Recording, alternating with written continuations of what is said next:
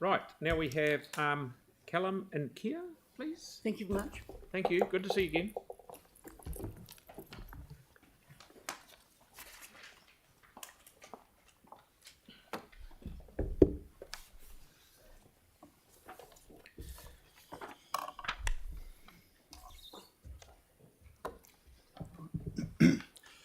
Tēnā koutou, tēnā koutou, tēnā koutou katoa. Ko Callum o tōkingawa, ko Kia Leslie tēnei. Thanks for the opportunity to speak to the LTP to our submission. We generally really appreciate the opportunity to provide our views, and also, like the boards before us, want to recognise the enormous effort that's been put into this process by staff and by elected members. It's been a huge beast, the LTP, and it's no small feat to digest it down into something that's intelligible to the average resident or even the average board member.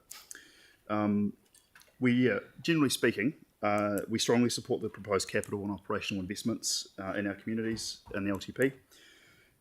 We've also got a small list of small changes that we'd suggest, which we'll go through shortly, particularly for transport, parks, and parks facilities, so that the budget can better achieve our vision for our communities.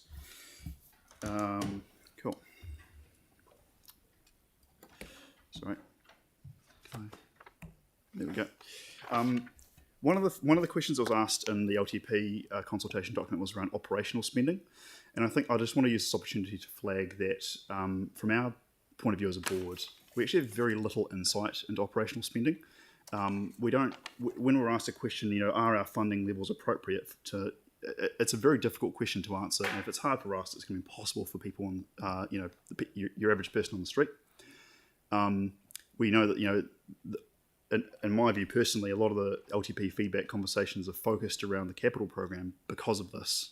Because we get such good information about the capital program, that's what people talk to, and that's why a lot of our conversations are about a laundry list of requests for the LTP for the capital program. And we think that more information about operational spending would be of enormous benefit for future planning processes. Capital program transport. And so here we are. Kia. Kia ora. Evidence tells us that one of the major contributors to greenhouse gas emissions from Canterbury is transport. So for the Council's stated focus of the long-term plan to deliver meaningful reductions in greenhouse gas emissions, we need to tackle how people move around our city. The board strongly encourages Council to prioritise projects that enable residents to use active transport means safely. And this is one of the key priorities in our board plan. In particular, we would like to highlight the Southern Lights MCR and the Pawaho River route. In particular, we would like to see planning and engagement components of these routes brought forward so that when immediate budget constraints have passed, there's a quick pathway to delivering these projects. There's also a collection of other minor and local connector routes that we raise in our written submission, where the key theme is enabling people, especially children, travelling to school, which is a really important priority for our board, to travel safely using active modes. Thanks, Kia. Next one. On top of parks and we'll start with parks. We've got a few things up there. In general, parks are a huge focus for our board. Parks facilities are one of our board's top priorities, and we've got a lot of great parks in our board area. A lot of really well used parks facilities. In our written submission, we have detailed a list of very smaller projects which we think are really important for the council to focus on to deliver value to our communities. But at a high level, what we're really wanting to see is when it comes to parks facilities, investment in getting some of our toilet blocks up to scratch, and also working with the community. Our board area, I can't speak for the whole city, but I can speak for our board area, has a great range of community groups that are really invested in their local parks. It's something that the people really, really care about. And the council's done some great work already on places like Simeon Park, working with local groups to bring those spaces to life, and really encourage more work to be done following that same way of working, especially around Addington Park.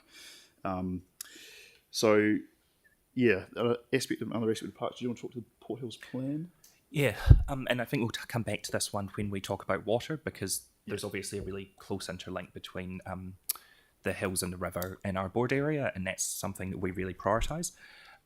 One of the asks there is that it's awesome there's a plan, but for the plan to be meaningful, it needs to be funded. So the Port Hills plan will be looking at how we can do the ecological restoration of those hills, which is going to have a range of benefits, particularly around as we move into a drier climate, reducing fire risk. But one of the things is that does mean that there needs to be budget put in so we can get those wins of recloaking the hills.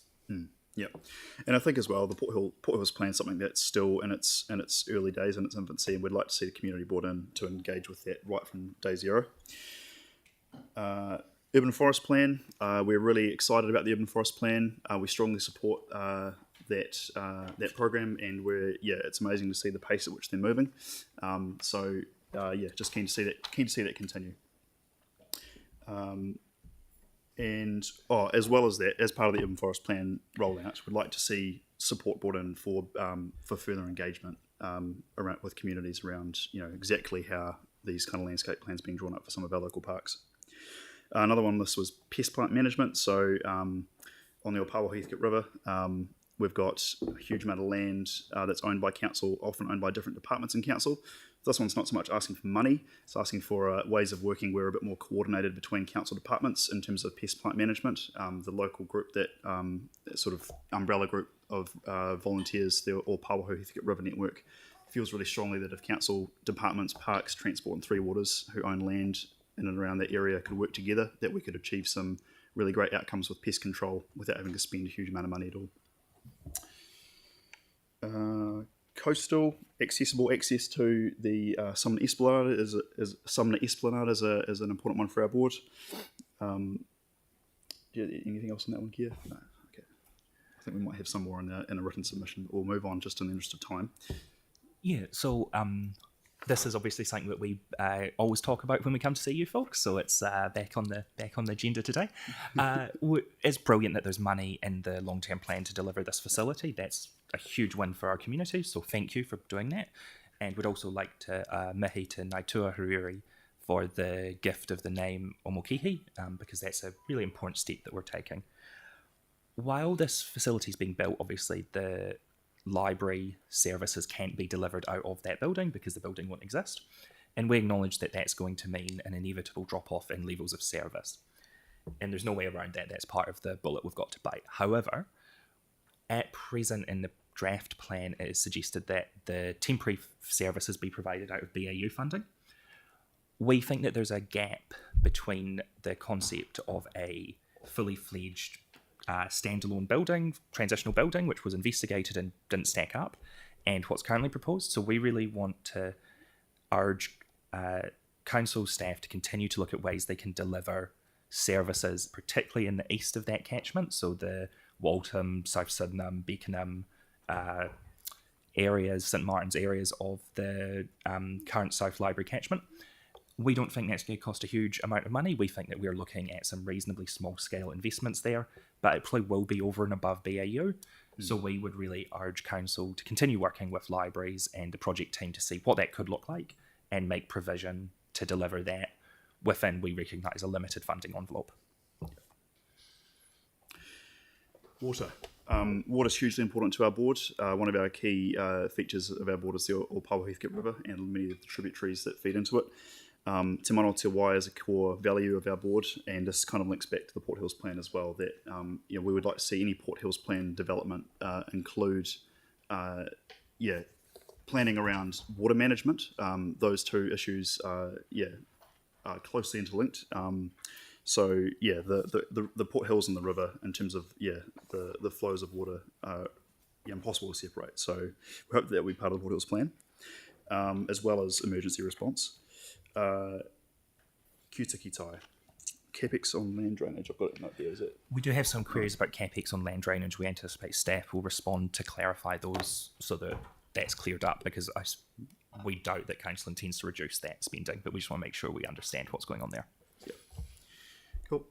And 20 seconds. Climate change. Our board strongly supports funding being invested in emergency preparedness for climate change. This is a huge top priority for our board. And again, this links back to the Port Hills plan, as well as the wider area, the coastal areas in particular, that will be affected by climate change. So yes, we strongly support that. And we'll put more notes, but I'm out of time. Yeah. That was perfect timing. Thank you very much, chaps. Good on you. And that brings to the end the community boards, and I thank you for all the time you put into those. So next we have the Arts Centre, and Philip Aldridge come talk to us all